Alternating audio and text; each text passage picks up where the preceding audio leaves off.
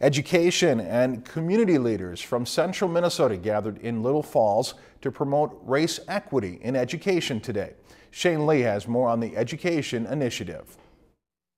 Nearly 40 community leaders from Brainerd, Long Prairie, and Mille Lacs Lake gathered at the Initiative Foundation in Little Falls to eliminate education gaps between races. It's just good to get the key stakeholders in a room together to learn and share and take a look at the data and see how we can move things forward.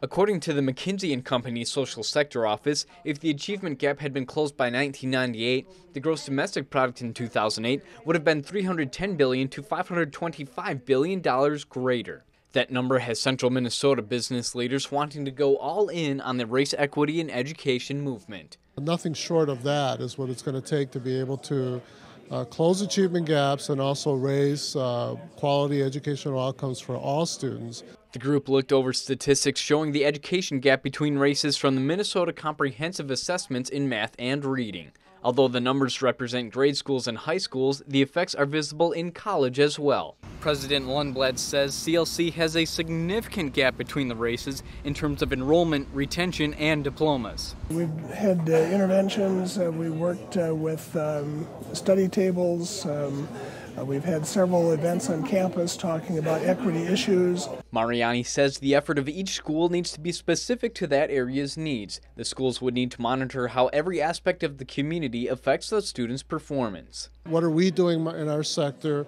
What are you doing?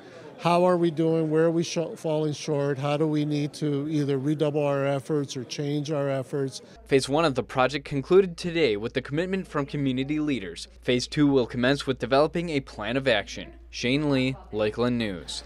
And leaders of the race equity in education movement hope to complete the action plan by June of 2014.